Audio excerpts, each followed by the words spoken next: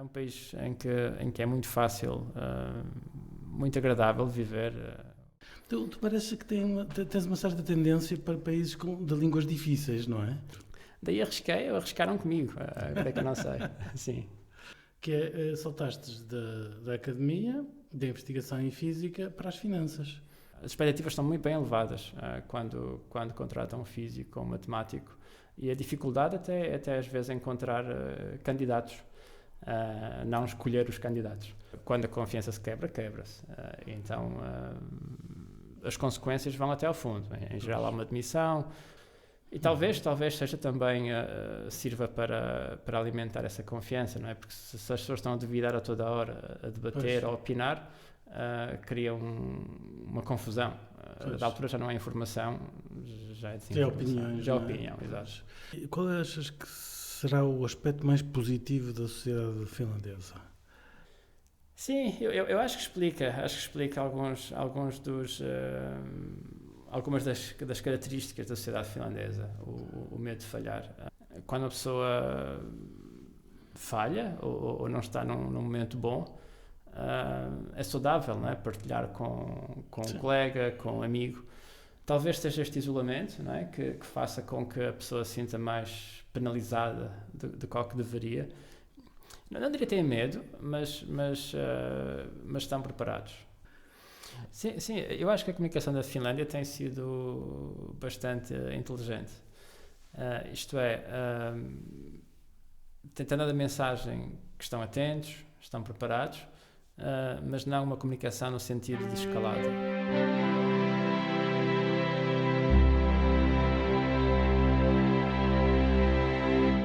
Bem-vindos a mais um podcast para bom entendedor. Eu sou o Ricardo Ribeiro e hoje tenho o gosto de ter comigo o Hugo Pinto, que foi aluno de Física aqui na Universidade do Minho e que agora anda pelas terras da Finlândia.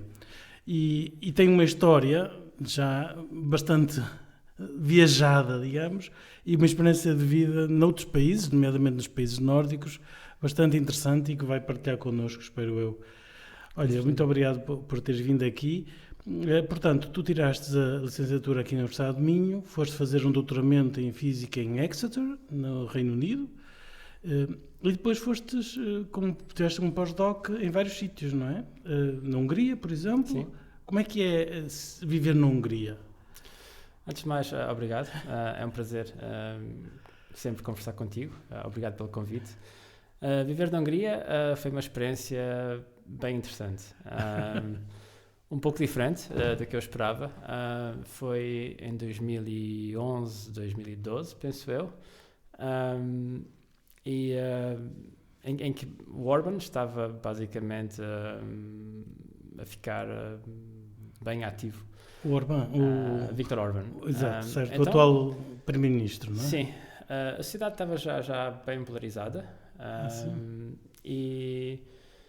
E era estranho até não haver mais notícias da Hungria nos mídias fora da Hungria, não é?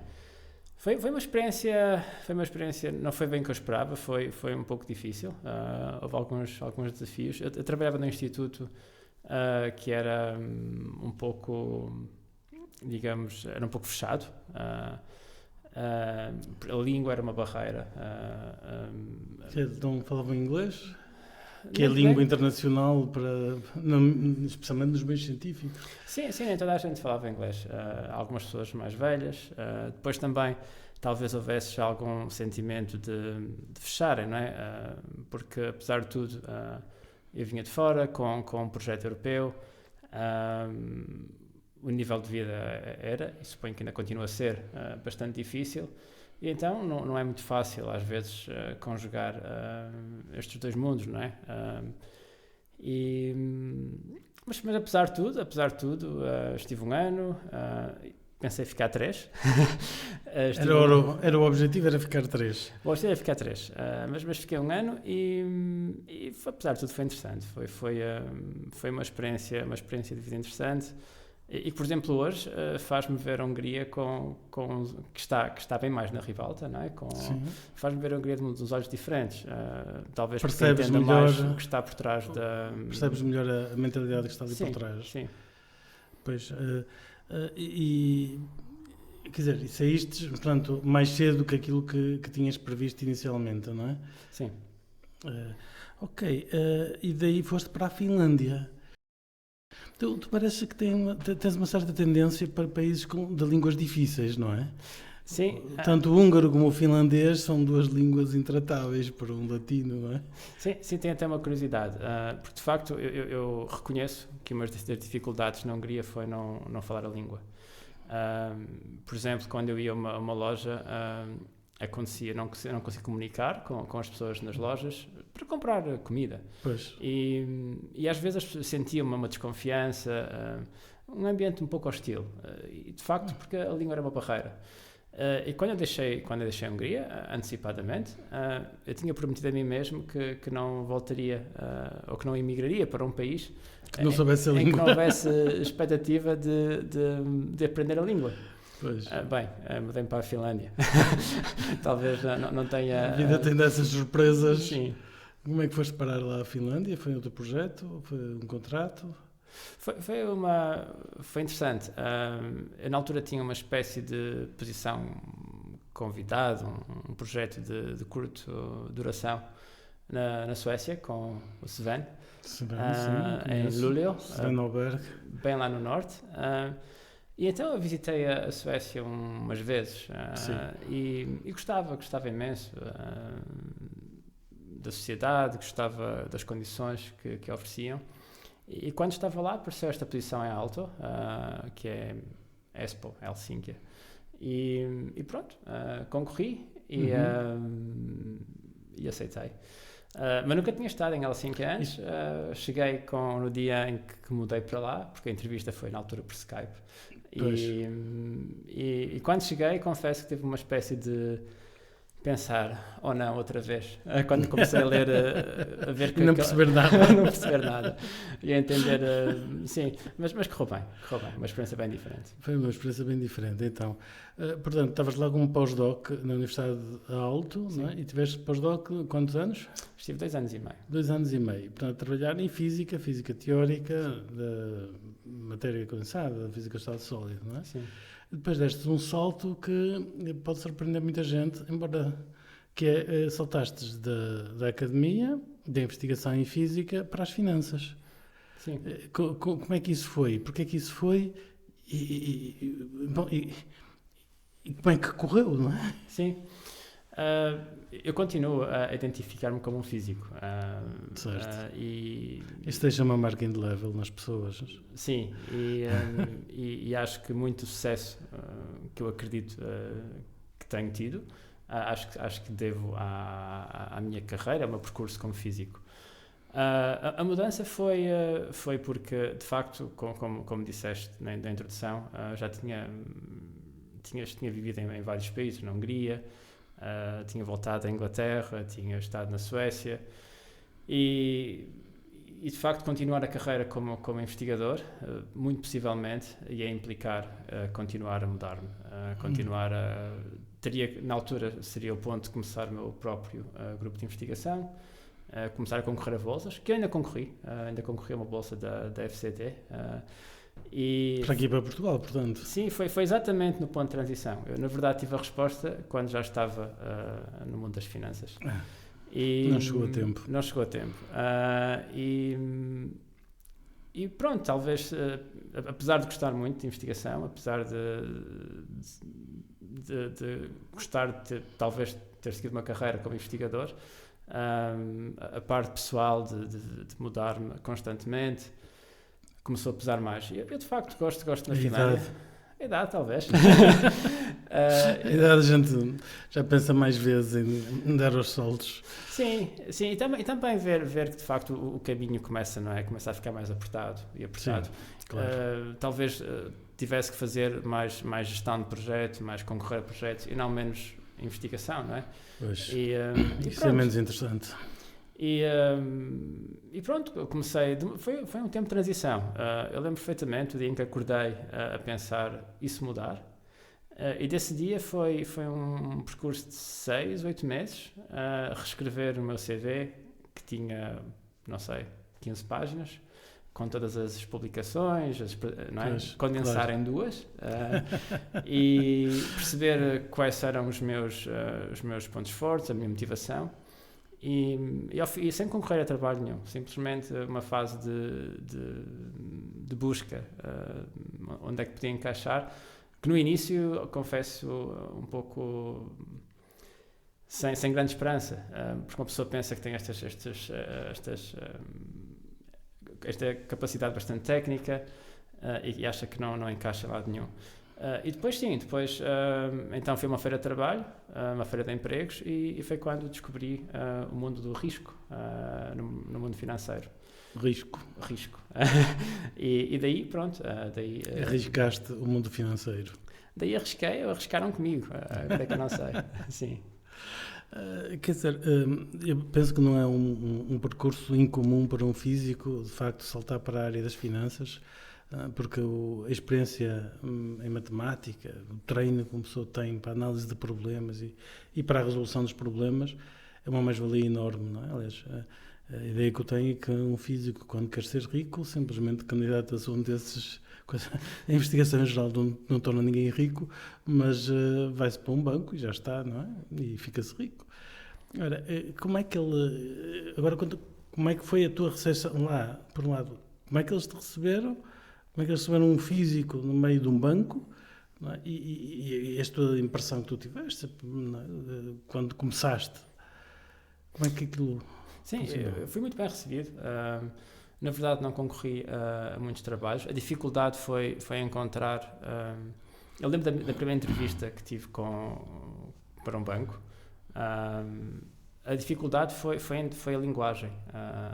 Não falava inglês também? Não falávamos a mesma língua, não é? Porque porque o mundo financeiro tem a sua própria linguagem, e a física também tem a sua própria linguagem, naturalmente. Sim, talvez sim, foi entender a língua, não é? Por exemplo, se me perguntassem, gostas mais de risco de mercado ou risco de crédito? Bem, não sei. Sem experimentar é difícil. Sim, e então mas essa primeira entrevista, de facto, não é? Percebi qual era o passo seguinte, não é? E então concorri para o trabalho ou para o banco, onde trabalho hoje. Curiosamente para uma posição permanente, que agora olhando para trás, acho que foi um passo um pouco sem experiência nenhuma, acho que foi um passo bastante grande. Eu gostava de ver essa entrevista de novo, acho que ia ser divertido. Eu fui com muita confiança, fui muito confiante para a entrevista. De facto... Mas conseguiste uma posição permanente? Logo? Não. Não. Apesar da entrevista ter corrido muito bem dentro da minha experiência, como é evidente, não me foi oferecida a posição.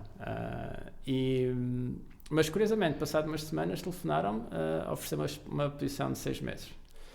Para fazer uma tarefa bem específica na unidade de risco de crédito, que implicava, basicamente, reescrever um modelo em MATLAB.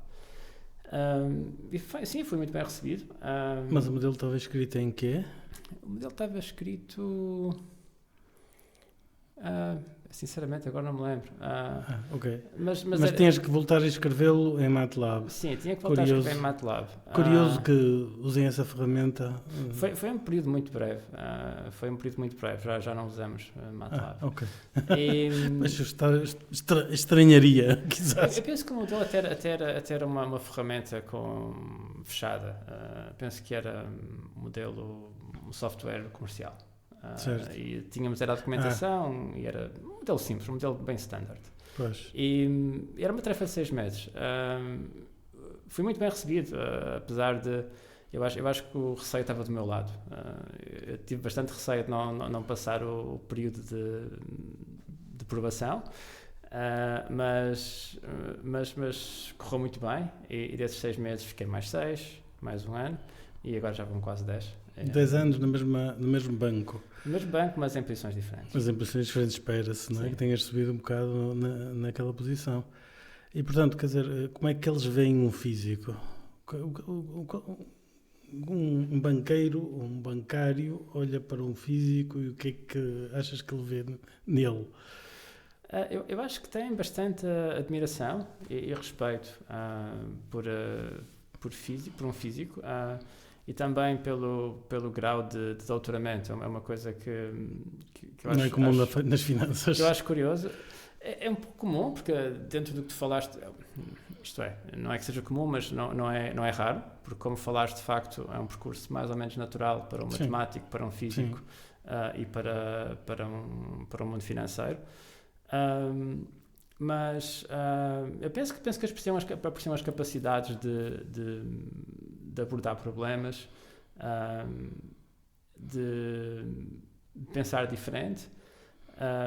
Portanto, eu acho que são muito bem-vindos.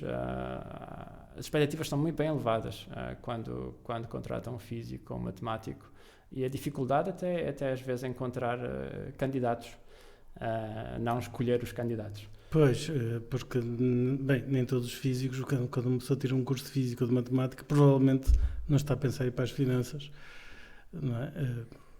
Portanto, é natural que haja poucas pessoas que queiram, apesar dos benefícios financeiros. Olha, como é que tu descreverias o modo de vida finlandês? Indo agora para a Finlândia, não é? Portanto, como é que é o modo de vida deles? Como é que se compara, olha, com o modo de vida na Hungria, com o modo de vida na Inglaterra, com o modo de vida aqui em Portugal? Não sei se estou a pedir demais. Não, é uma boa pergunta. Uma palavra, é bem único. Único. Demorou-me, na verdade foi preciso mudar-me, sair da academia, sair da Universidade de Aalto e trabalhar no mundo financeiro para perceber mais da sociedade finlandesa, pois na universidade estava bem rodeado por uma comunidade internacional e então era tudo um pouco um mito, as coisas que se diziam, as brincadeiras. Então depois fiquei bem mais exposto à sociedade finlandesa e é muito, muito peculiar em vários aspectos. Não é pior, não é melhor, mas é diferente. Sim.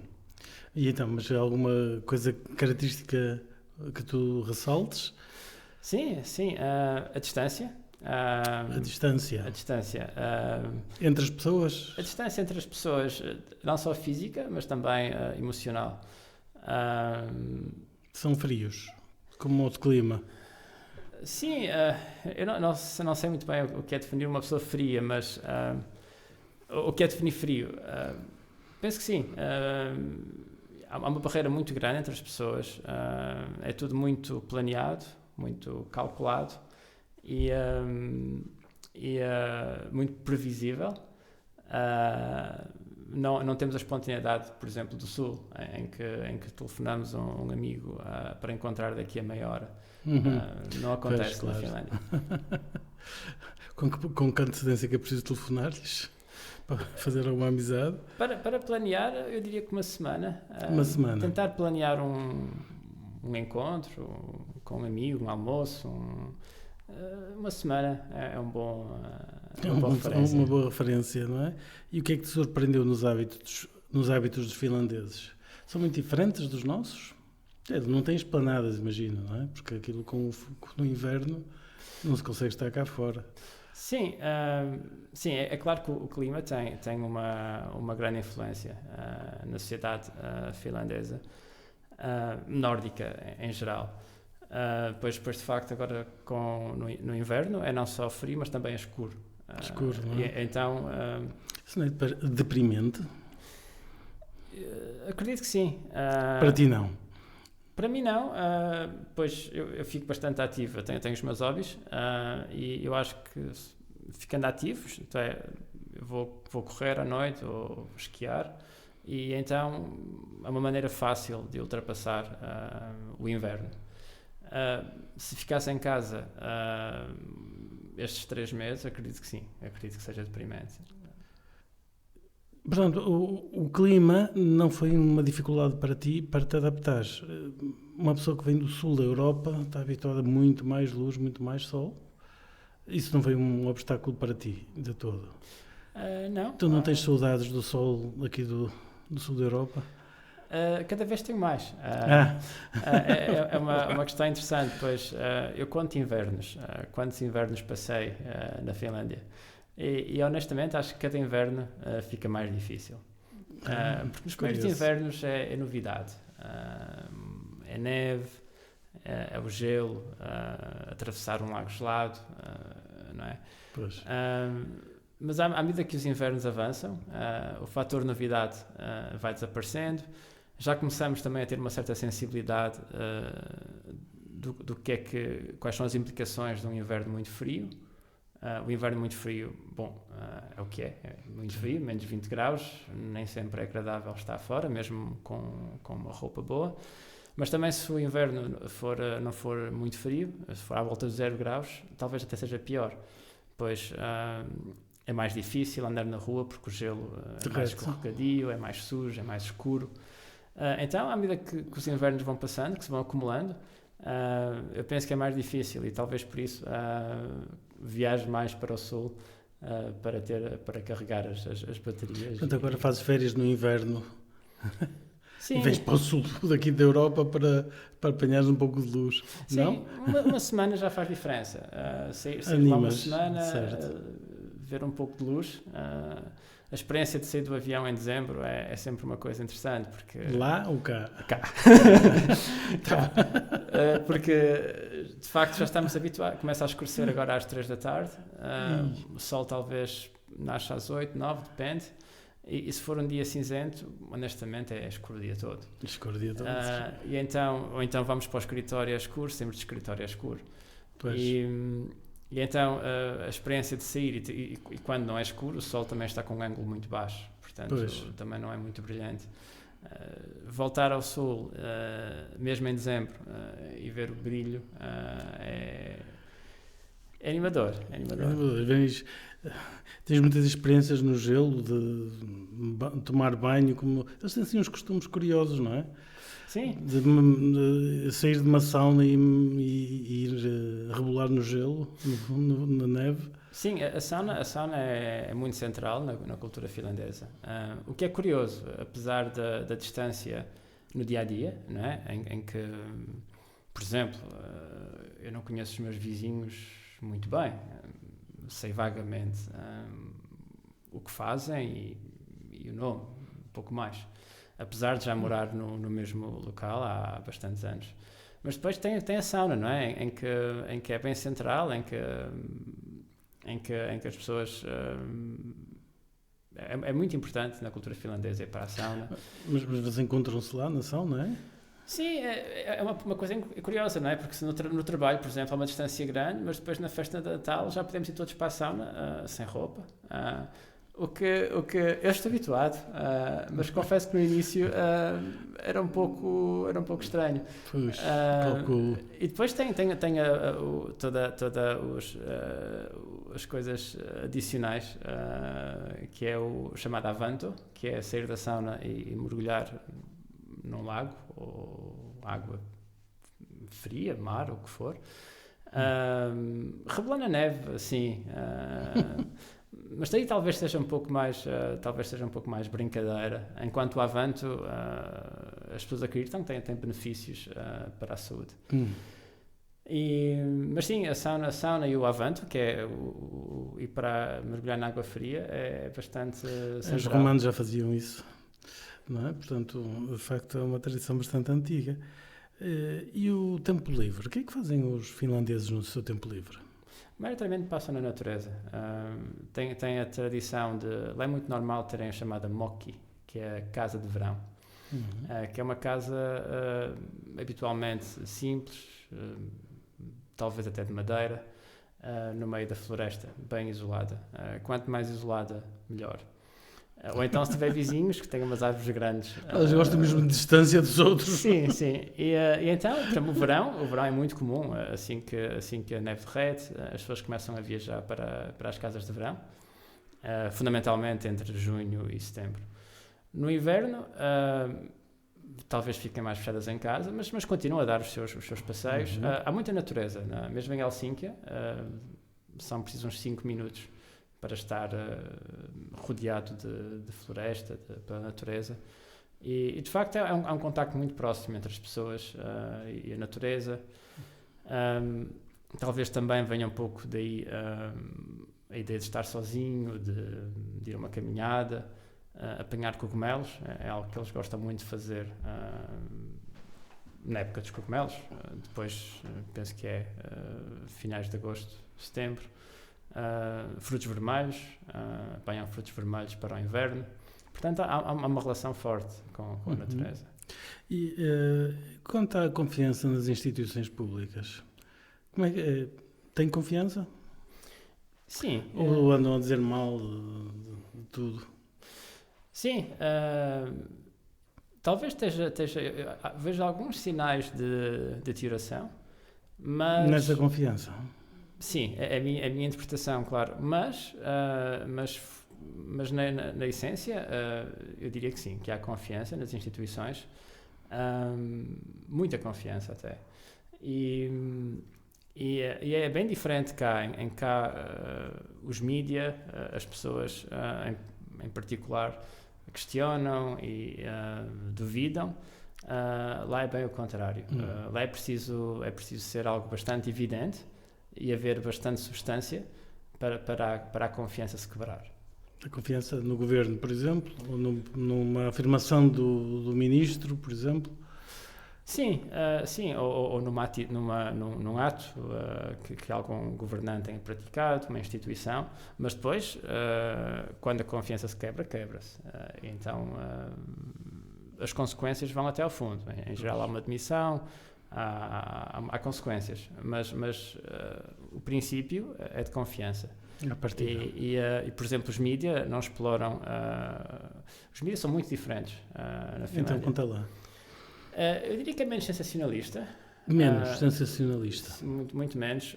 Por exemplo, eu venho cá, se ligar uma televisão, ou se for a passar por um café, tem notícias na hora em que estão no sítio de um determinado evento, a perguntar às pessoas. Isso é algo que não existe lá. É terrível essa parte, não é?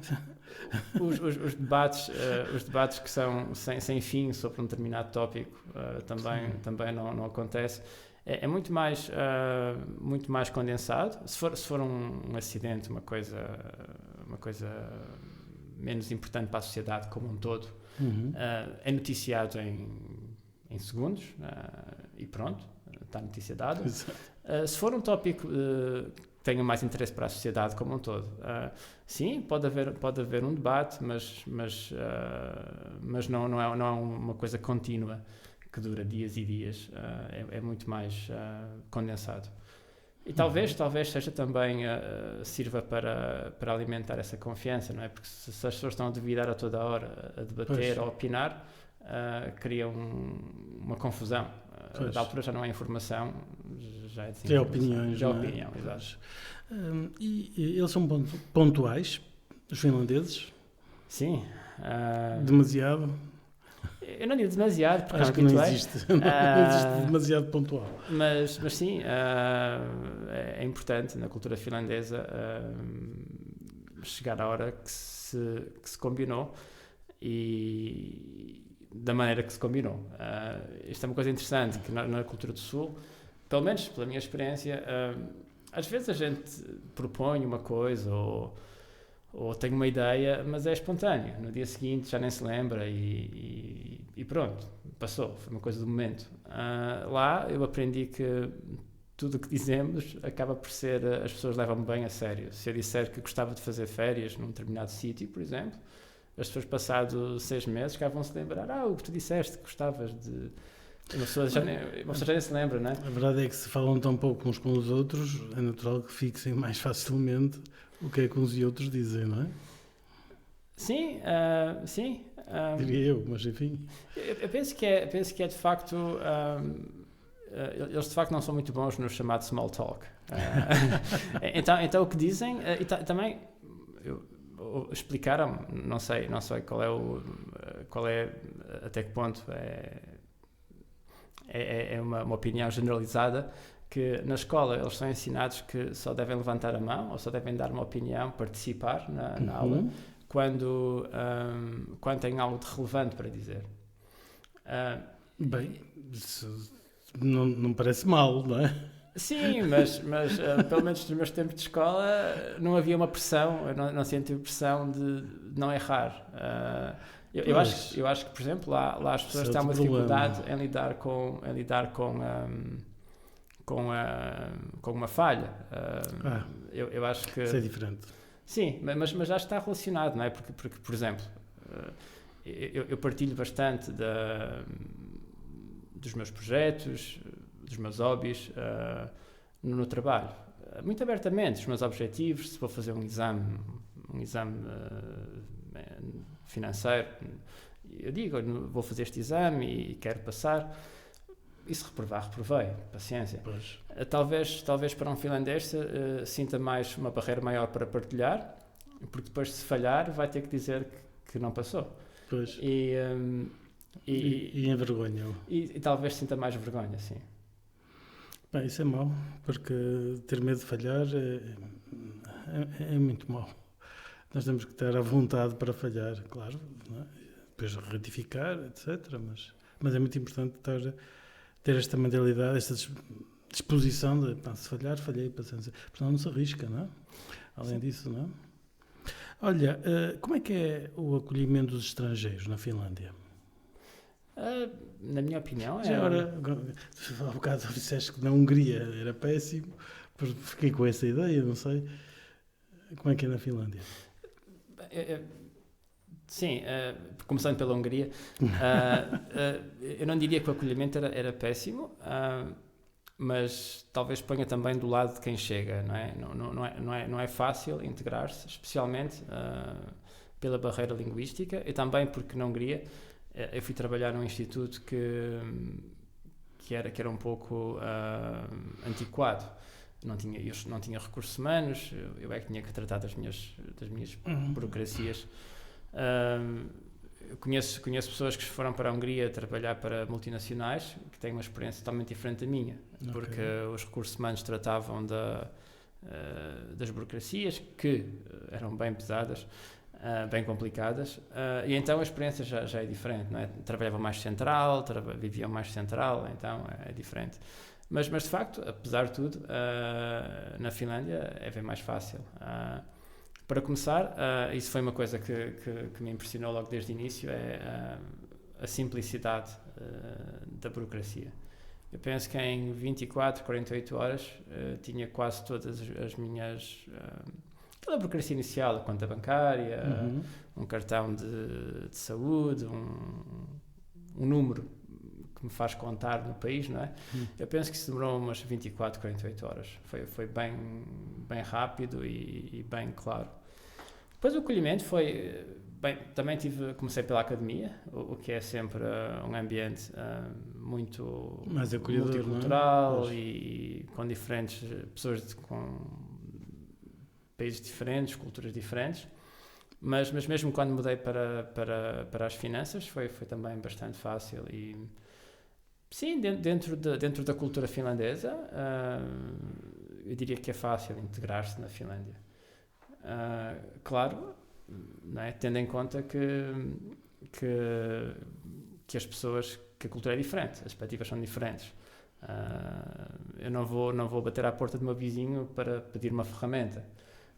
É algo que na Finlândia, ao fim de algum tempo, talvez se faça, mas eu ainda não faço. Ficas mal escorrido? Não, é simplesmente não é esperado. As pessoas estão no seu espaço e... não é suposto invadir esse espaço. Sim, a noção de espaço, quando eu falei de distância há pouco, é essa. A noção até vi umas brincadeiras durante o tempo da pandemia, em que para os finlandeses o espaço... Não havia diferença. Não, era pior, punham-os mais juntos, não é? E então há uma noção de espaço muito grande e pronto, e as pessoas não gostam de se respeitar esse espaço, pronto. E esse acolhimento é igual para todos os estrangeiros que lá vão visitar? Ou são só para os da União Europeia? Ou notas de alguma diferença? Em função da origem? Sim, para mim é claro que é difícil dizer. Nunca sei o que é que as outras pessoas sentem, mas eu diria que é igual. Tem até programas de por exemplo, há muitos estudantes asiáticos. Eles têm programas penso que é com o Vietnã, com alguns países da Ásia para virem estudar na Finlândia, que acabam por ficar. Eu próprio tenho alguns colegas de Ásia e penso que é relativamente igual. Ok, ótimo. E qual achas que será o aspecto mais positivo da sociedade finlandesa? Bem, o que acaba por ser eu não diria negativo, mas o que acaba por ser diferente, único,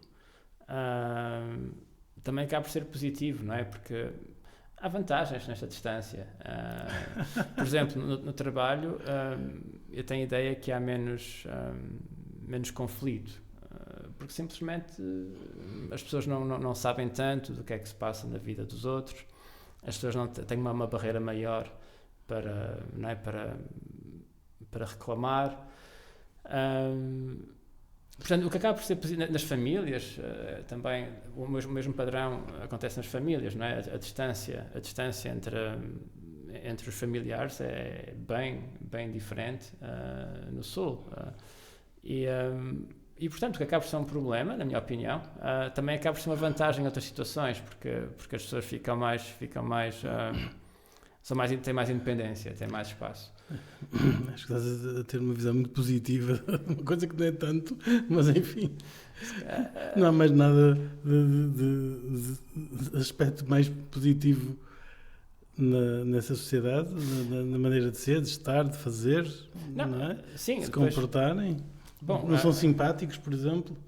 Sim, as pessoas são simpáticas. Talvez pudesse mencionar a relação com a natureza, por exemplo. A relação, de facto, as pessoas têm um respeito bastante grande pela natureza, que se notam como coisas como a reciclagem, como tentar influenciar os hábitos de consumo, a pensar na sustentabilidade. Sim, mas... E costumam ter animais de companhia? Bastantes. Variados? Eu aí até diria demais. Sim, tem animais de companhia.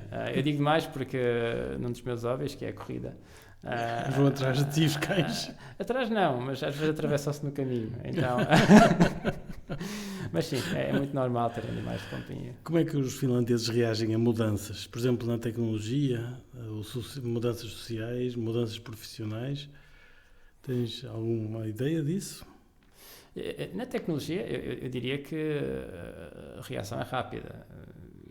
Adoptam rapidamente as mudanças tecnológicas? Eu diria que sim. Isto porquê? Porque, por exemplo, no dia-a-dia, a digitalização está muito avançada.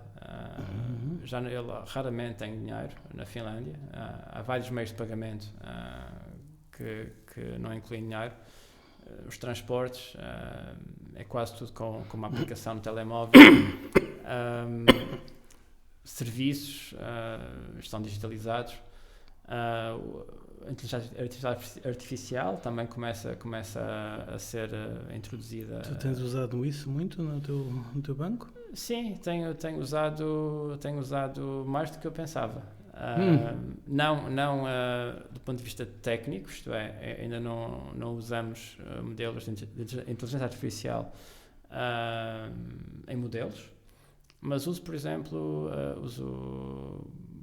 para fazer revisão de textos, para ter ideias de estruturas de documentos, ou uso quase como parceiro de... Para ajudar a escrever cartas? Revisão. Eu prefiro sempre ser eu próprio a fazer o primeiro... Não quero perder a memória muscular, né? de fazer o esforço. Mas sim, usamos bastante. Cada pessoa fazer transcrições de reuniões, por exemplo. Sim, começa a ser integrado bem mais rápido do que eu pensava, sim. Mas, por exemplo, a análise de riscos, aquilo deveria ajudar bastante. Sim. A questão é integrar isso, não é? Ter isso integrado. A questão é os dados, não é? Os dados são privados e não podes publicá-los, não é? Confidenciais, suponho. Tem dois lados. Tem esse lado também, em que os nossos dados temos sempre que garantir quais são a barreira em que passam para fora do banco. Mas também temos, para um modelo desses ter sucesso, tem que ter dados suficientes e de qualidade suficiente por trás. E sendo nós um banco pequeno, nem sempre temos dados suficientes para, mesmo para modelos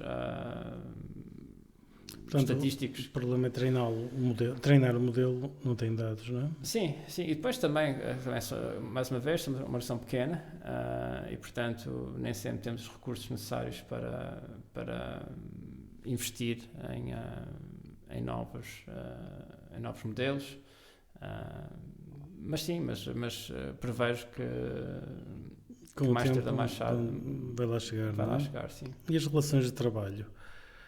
Portanto, diversas pessoas, bem, já deste a entender, não é? Como há essa separação tão grande, há menos problemas nas relações de trabalho. Mas enfim, mas já há de haver sempre um chefe, não é? Sim, onde eu trabalho, as relações são muito... Onde eu trabalhei, são muito boas. E uma coisa também que é interessante mencionar é o facto de, por exemplo, não ter havido nenhuma barreira para aceitarem um físico sem experiência num trabalho. Penso que em algumas culturas seria difícil físico sem nenhuma experiência naquela área, claro, ser aceito para o trabalho.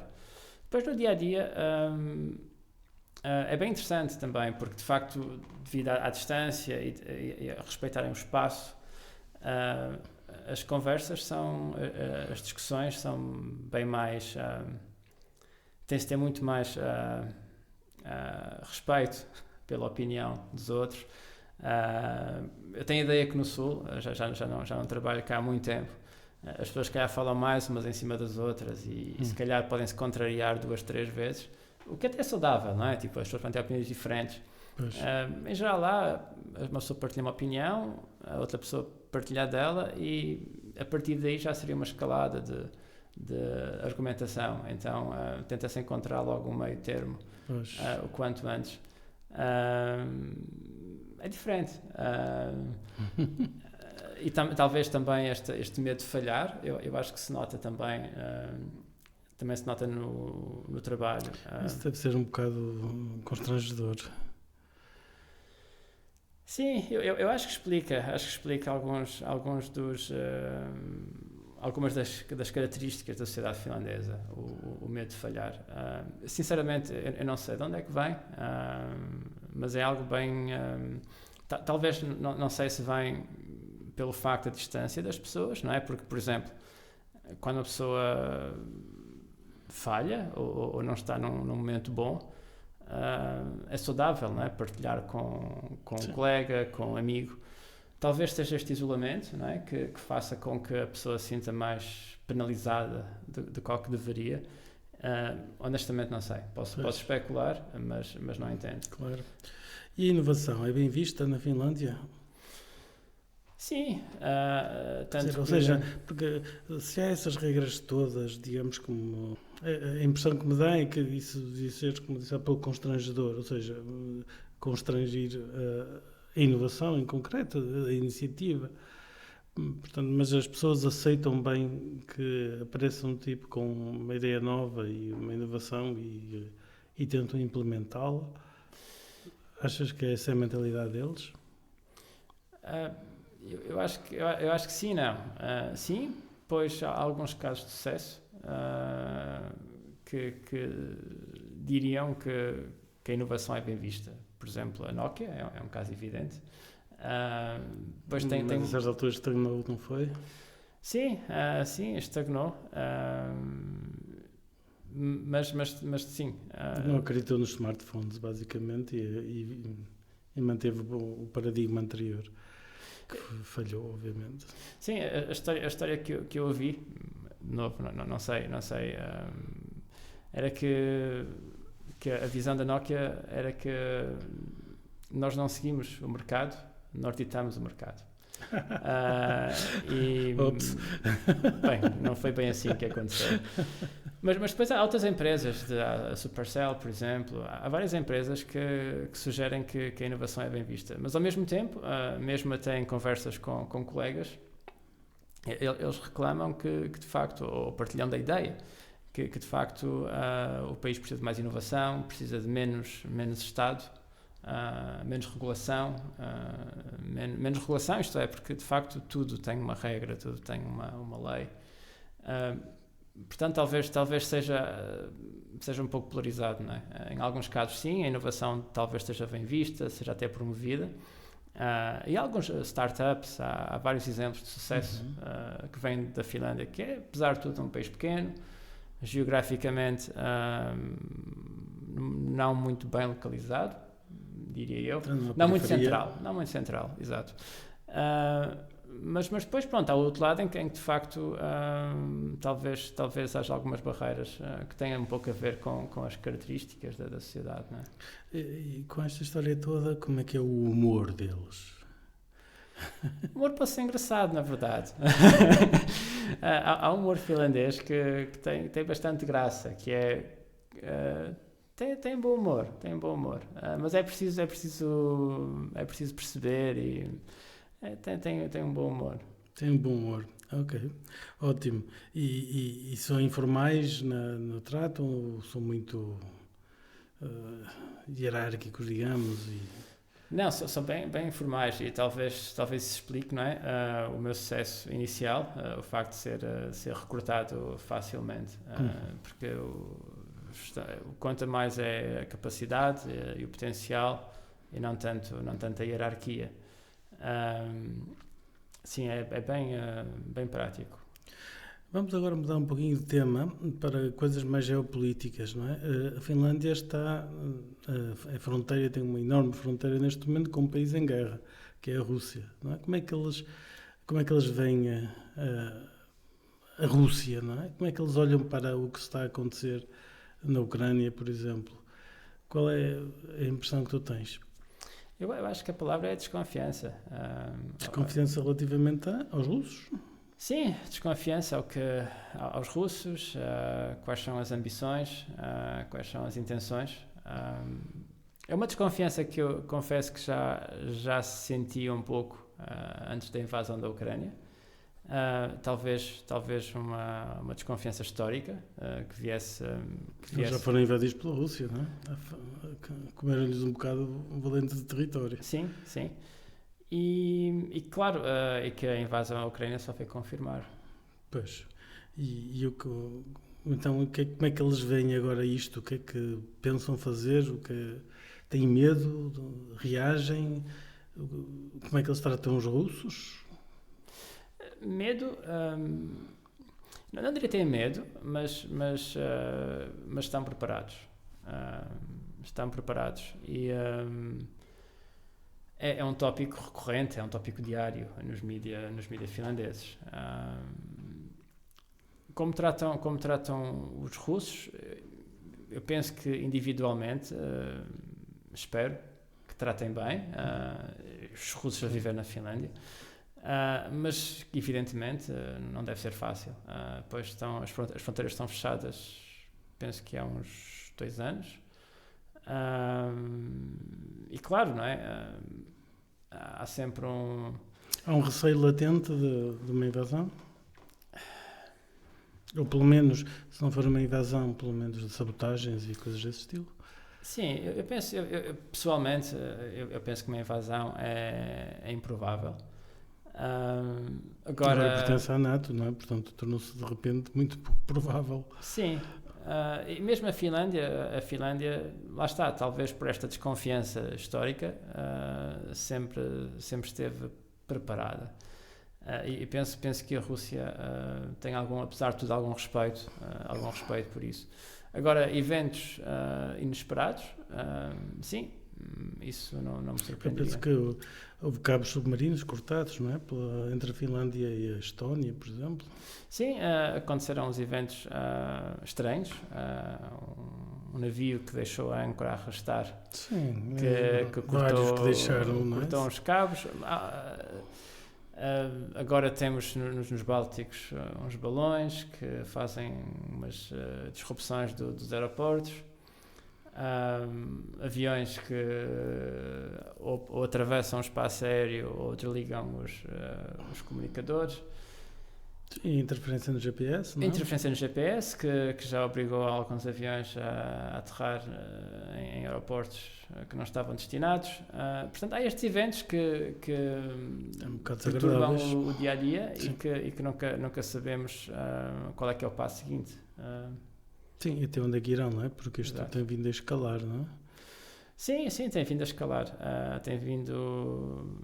E é devagar, não é? Então é sempre... Sim, se claro. pensarmos que, por exemplo, eu próprio visitei São Petersburgo várias vezes, viajei até para Irkutsk, na Sibéria, que é impensável no dia de hoje, não é? Sim, eras preso, de certeza. E depois usado como moeda de troca para algum patife qualquer que nós tivéssemos prendido aqui. É melhor não experimentar. Enfim, portanto, quer dizer, eles estão bem armados e sentem-se preparados e acham que estão preparados para aguentar, para suster, pelo menos parar um eventual ataque direto, não é? Mas não pensam em reagir a esta guerra de baixo nível do estilo destes pequenos episódios que estiveste a falar, do GPS, de cabos submarinos, etc. Eles não estão a pensar em reagir. Sim, eu acho que a comunicação da Finlândia tem sido bastante inteligente. Isto é, tentando a mensagem que estão atentos, estão preparados, mas não uma comunicação no sentido de escalada. Por exemplo, em comparação, penso que foi a semana passada em que um dos países bálticos, a Lituânia, se me lembro, em que disse que iria abater qualquer avião tripulado ou não tripulado que atravessasse ou cruzasse o espaço aéreo. A Finlândia não tem feito este tipo de comunicação. Mas tem-se mostrado reativa, por exemplo, há uns tempos... Interceptaram um barco, não foi? Sim, talvez seja o barco que tinha a âncora a arrastar. Sim, eles interceptaram e tomaram conta do barco, a tripulação foi ou está a ser julgada, mas lá está, dentro de tentando não escalar, não escalar o conflito, não escalar a relação dentro do possível. Pois, vamos ver. Isto é sempre uma grande incerteza, mas as perspectivas não são particularmente positivas. E eles são otimistas, a população, agora quero dizer. Eu acho que... Cautelosos, como é que eles reagem a isto tudo? A minha impressão é que está toda a gente um pouco em stand-by. Isto é, realisticamente... Eu penso que é muito pouco provável que nos próximos anos as relações normalizem com a Rússia. Neste momento é como se tivéssemos uma parede, não é? ao longo da fronteira com a Rússia, o que para cidades que estão junto à fronteira é dramático, claro. As cidades viviam muito à custa de turistas russos, de pessoas que atravessavam a fronteira para comprar coisas, compras. Não é? E agora simplesmente é uma parede. E não só tem uma parede, como tem receio que nada de bom venha do outro lado, o que obriga o país a pôr recursos em defesa. Eu próprio trabalhei em risco operacional no início da minha carreira em finanças. E isto foi 2016, 2018, e em risco operacional a gente tem que fazer cenários, não é? Cyber-ataque, perigos físicos, não é? Um ataque à infraestrutura, por exemplo. E na altura era tudo muito académico, era tudo, até que era difícil conseguir recursos para risco operacional, porque era impensável, não é? Agora é o contrário. Agora a equipa de risco operacional cresceu 5 vezes. Sim. Tem bastante audiência, tem bastante... porque, de facto, o perigo é real. E o investimento tem que ser feito, não é? Em cibersegurança, na infraestrutura. Portanto, o ambiente mudou. Portanto, quer dizer, e agora voltam-se mais para a União Europeia, para a Suécia em concreto. Como é que eles veem os suecos, os finlandeses? Os suecos são um pouco... eu penso que os suecos pensam como o irmão mais velho dos finlandeses. Os suecos é que se veem assim como irmãos mais velhos, ou os finlandeses é que os veem? E talvez os finlandeses também tenham um complexo de inferioridade e vejam os suecos como os irmãos mais velhos. Já na altura o Sven brincava com isso, com o facto dos finlandeses serem uma espécie de irmão mais novo. E isso vê-se em coisas simples, como os jogos de hóquei em gelo, essas coisas simples do dia-a-dia, não é? O Festival da Canção, por exemplo. Quer dizer, há uma rivalidade... Há uma rivalidade em que os finlandeses acham sempre que vão perder. É uma coisa, é também um traço engraçado dos finlandeses. Eles têm uma dificuldade muito grande em apreciar as coisas boas que fazem.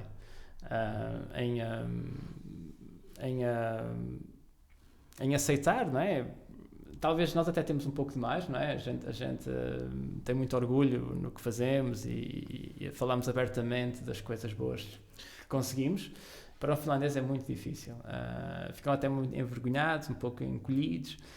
Esse complexo de inferioridade Já os suecos são um pouco contrário, não é? São mais expressivos, são mais não têm tanto problema em expressar não é? As coisas boas que têm, conseguem. Então a relação é um pouco esta, não é? É um país mais pequeno também. Sim.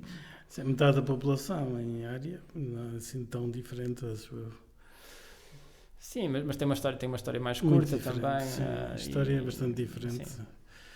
E é uma confusão, porque aqueles países nórdicos ou estavam juntos, ou estavam separados, ou já tinham um impériozinho aqui na Europa, ou não. Aquilo é uma confusão, sim. Uma misturada. Quais foram os maiores desafios que tu tiveste na integração na Finlândia? A língua, talvez. Sim, a língua continua a ser uma barreira. Continua, ainda não sabes finlandês? Muito pouco. Não consegues ir ao telejornal? Não, realisticamente nunca conseguirei trabalhar em finlandês. É um facto. Consigo ter uma ideia do que as pessoas estão a falar. Consigo não seguir a conversa, mas entender. Mas de facto a língua é um problema. A parte da língua, penso que tem sido relativamente fácil. É um país em que é muito fácil, muito agradável viver. É tudo muito perto. Os transportes funcionam muito bem. E com muito perto da natureza. É muito fácil, mas de facto sim, a língua é uma barreira. A língua é uma barreira, não é? Que conselhos é que tu darias a quem fosse ou quisesse ou tivesse a pensar trabalhar para a Finlândia? Eu acho Aprende finlandês? Não. Na verdade não é preciso, porque toda a gente fala inglês. Na capital, saindo da capital, de facto é mais difícil, há pessoas que não falam inglês, mas na capital toda a gente vive. Essa é uma das barreiras para não aprender finlandês. Porque como toda a gente fala inglês, e até se uma pessoa tentar falar finlandês, mudam para inglês, porque não têm paciência.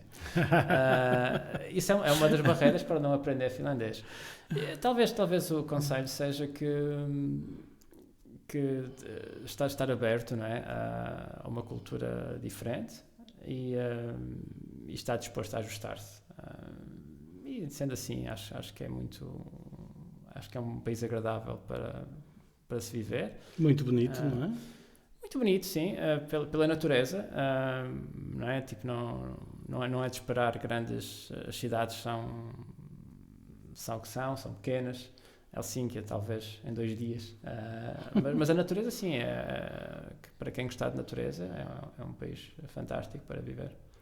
Ok, Hugo, se calhar vamos ficar por aqui também. Muito obrigado por teres vindo contar estas coisas todas sobre a Finlândia. Foi um Muito prazer. obrigado. Até à próxima, então.